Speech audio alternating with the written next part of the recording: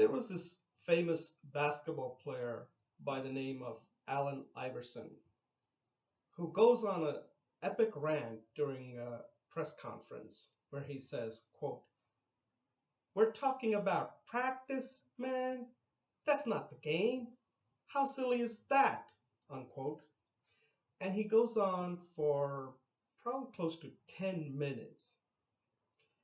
The ironic thing about this rant was that here we're talking about one of the most talented basketball player who probably put in thousands of hours of practice to be as good as he was. What made Allen Iverson so special was that he was barely 6 feet tall, yet he was simply unstoppable on a basketball court. The nickname that was given to him was the answer because he could answer any questions that his opponents posed on the basketball court. The question that I want to ask you is, what do you think makes somebody so talented?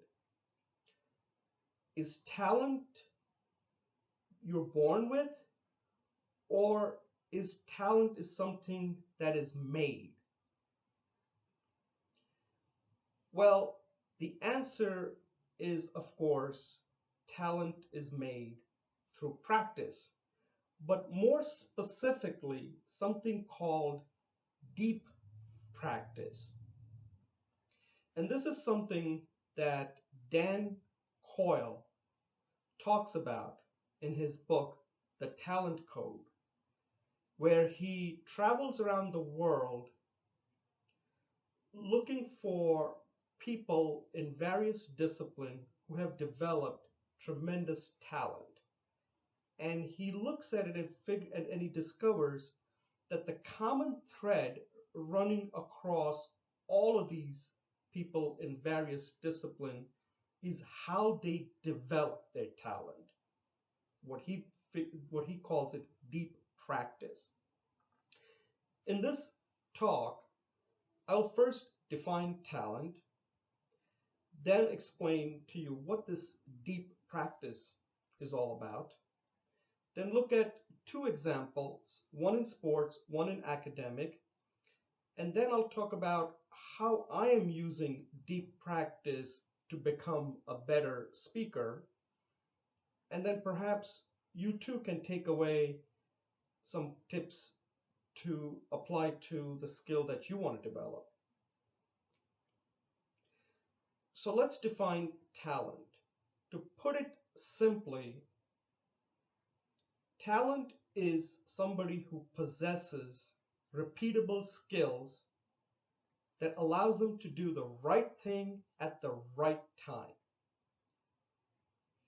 In order to pull this off means that you pretty much have to wire your brain so that you don't have to think about it, which makes sense. When we see people like Tiger Woods playing golf, or Messi playing soccer, or Yo-Yo Ma playing cello, or Bill Clinton giving a public speech, we see talent because they make it look so effortless. So how does somebody get that talented? We of course said that you're not born with it. So how do you practice to become that talented? What Dan Coyle discovered was that these people engage in what he calls deep practice. And what deep practice is let's take a skill, you break it up into its parts, take each of those parts and work on, practice it, and you'll stretch yourself so you'll fail, and you will tweak it and iterate. So you would go through this iteration process where you'll do, fail, tweak, and you keep doing it till you finally master it. And then you start integrating those parts till the skill is completely mastered. And what he found is this is faster and a lot cheaper than just practice for the sake of practicing. So let's take some examples and show you how this works. The first example I'm going to take a look at is Brazilian soccer. Now, we all know that when we say Brazilian soccer, we're talking about gold standard in soccer. Brazil has won 5 World Cup titles, and they're always a perennial favorite in any international competition, and they'll probably be favorite again for the 2014 World Cup in a month or so. But the interesting thing about it is, though Brazil is a soccer crazy country and they got a hospitable climate, they did not start dominating in soccer till the 1960s. And what Dan Coyle discovered was that one of the main reasons for this was another sport that the children in Brazil started playing in favelas, which are like slums, because they did not have access to soccer fields, too expensive, and they just did not have the space to play soccer. So they brought this game from Uruguay, I believe, called futsal. So futsal is played on a dirt-sized basketball-sized court, 5-on-5. They use a smaller ball, more like this, which is heavier than a soccer ball. And what this does is that it places a premium on ball handling and crisp passing. And this game allows these children to touch the ball almost 6 times more than they would if they played soccer. So they are developing talent slowly that by the time they get older, like say 14 or 15, and they move on to soccer, they have already mastered the basic skills that are important in being a good soccer player. So as you can see, that futsal allows Brazilian players to engage in deep practice and become very good in soccer faster and cheaper because they don't have access to soccer fields in slums.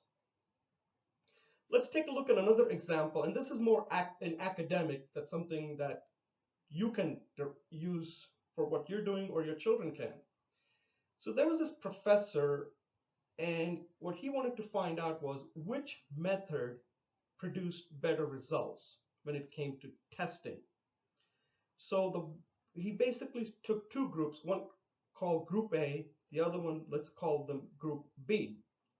Group A engaged in a method called the studying method, which we all probably are used to doing, which is he took a history text and they kept on studying it in 4 sessions, and then they took the test.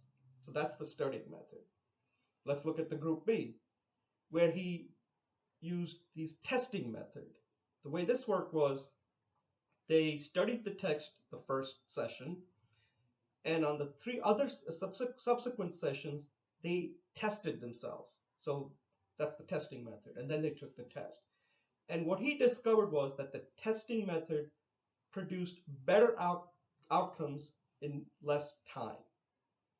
So this is kind of counterintuitive to what we commonly think on how we can do well on a test and how fast we can learn something.